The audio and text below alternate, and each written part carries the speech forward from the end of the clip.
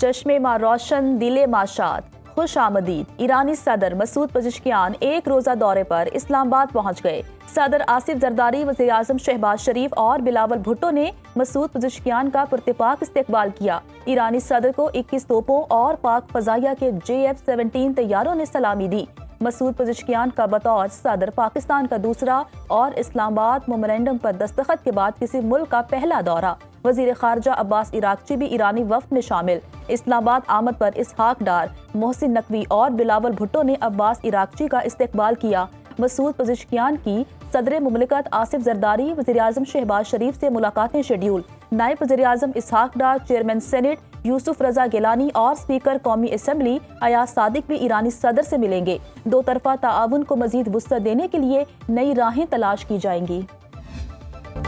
امریکہ اور ایران میں جنگ بندی ہو چکی، پاکستان نے فریقین میں فاصلے کم کرنے کی کاوشیں کی۔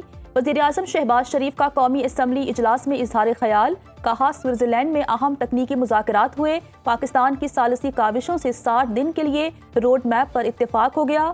کبھی امید ہے ایران اور امریکہ امن معاہدے پر پہنچ جائیں گے، 60 دنوں کے اندر جامع معاہدہ ہوگا اور دنیا میں امن قائم ہوگا۔ پاکستان نے اس تنازع میں کلیدی اور تاریخ ساز کردار ادا کیا۔ پاکستان کی پوری دنیا میں عزت پر پورے ایوان کو مبارکباد پیش کرتا ہوں۔ ایرانی صدر ہماری دعوت پر پاکستان آ رہے ہیں۔ آج اختلافی پوائنٹس پر بات کرنے کا دن نہیں، ہمیشہ کہا ایک صوبے کی ترقی پورے پاکستان کی ترقی نہیں۔ 2018 کی حکومت قانونی تھی تو ہماری بھی قانونی ہے۔ وزیر اعظم شہباز شریف نے ایوان میں آتے ہی اپوزیشن اراکین کے پاس جا کر ان سے مصافحہ کیا۔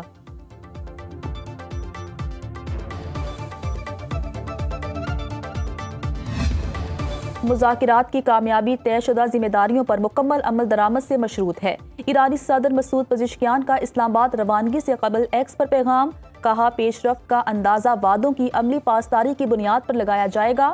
معاہدے کے نکات پر درست اور مکمل عمل درآمد مذاکرات کے لیے کلیدی اہمیت رکھتا ہے۔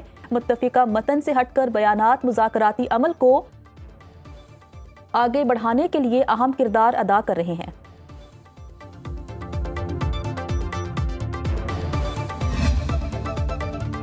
پاکستان خطے میں امن کے لیے فریقین کو مذاکرات کی میز پر لایا، خفیہ ڈیل نہیں ہوئی، سب معاہدے میں شامل ہے۔ ایران یورینیم باہر بھیجنے کے بجائے افسودگی کی سطح کم کرے گا۔ نائب وزیر اعظم اسحاق ڈار کا عرب میڈیا کو انٹرویو، کہا نیوکلیئر فائل منجمد اثاثے اور لبنان پر ورکنگ گروپ کام کریں گے۔ امریکہ نے ابتدا میں مطالبہ کیا تھا ایران افسودہ یورینیم باہر منتقل کرے۔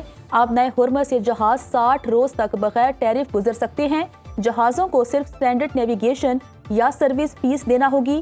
صدر ٹرمپ نے مذاکرات کی ذاتی طور پر رہنمائی کی۔ مذاکرات کا اگلا مرحلہ سخت ہو سکتا ہے مگر حتمی معاہدہ قابل حصول ہے۔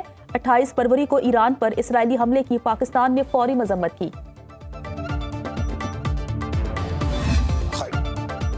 سوئٹزرلینڈ مذاکرات میں ایران کے 12 ارب ڈالر کے منجمد اثاثوں کے اجرا کے لیے دستخط کو حتمی شکل دے دی گئی۔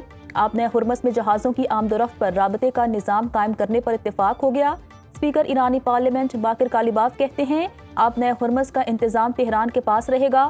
ایرانی مذاکراتی ٹیم کے سربراہ محمد باقر کالیباف اور وزیر خارجہ عباس عراقچی کی عمانی وزیر خارجہ بدر العبو سعیدی سے ملاقات۔ آبنائے ہرمز پر مذاکرات، امریکی وزیر خارجہ مارکو روبیو آج سے خلیجی ممالک کا 2 روزہ دورہ شروع کریں گے۔ متحدہ عرب امارات، کویت، بحرین میں اہم رہنماؤں سے ملاقاتیں شیڈیول۔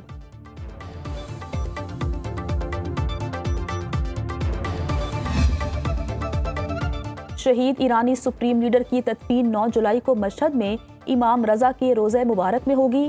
آیت اللہ علی خامنئی کی تجہیز و تکفین کا آغاز 6 جولائی کو تہران سے ہوگا۔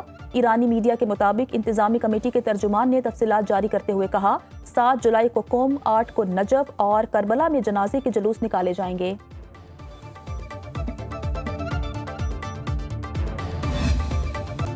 عالمی منڈی میں برینڈ کروڈ آئل $77.28 فی بیرل فروخت۔ WTI کا ایک بیرل $73.28 کا ہو گیا۔ ٹینک کمپنی کے حصص میں شدید گراوٹ۔ گولڈ مارکیٹ میں سونا $4153 فی اونس فروخت۔ پاکستان سٹاک مارکیٹ میں 778 پوائنٹ کی کمی۔ 100 انڈیکس 1,77,692 کی سطح پر بند ہوا۔ انٹر بینک میں ڈالر $278.22 پر برقرار۔ قومی اسمبلی نے فائنانس بل کی کثرت رائے سے منظوری دے دی۔ وزیر خزانہ محمد اورنگزیب نے ایوان میں بل پیش کیا۔ وزیر خزانہ کی اپوزیشن کی فائنانس بل میں ترامیم کی مخالفت، اسپیکر کی اپوزیشن اراکین کو ترامیم پر مختصر بحث کی اجازت۔ چیئرمین تحریک انصاف بیرسٹر گوہر نے کہا فیس لیس آڈٹ سسٹم بنایا جا رہا ہے جو کامیاب نہیں ہوگا۔ انکم ٹیکس کم سے کم 3.6 ملین سے زیادہ آمدن پر لگنا چاہیے۔ اپوزیشن لیڈر محمود اجگسئی کی اسپیکر ایاز صادق پر تنقید، قائد حزب اختلاف کا بجٹ منظوری عمل کا حصہ بننے سے انکار۔ محمود اجگسئی کے خطاب کے بعد تحریک انصاف کے تمام اراکین واک آؤٹ کر گئے۔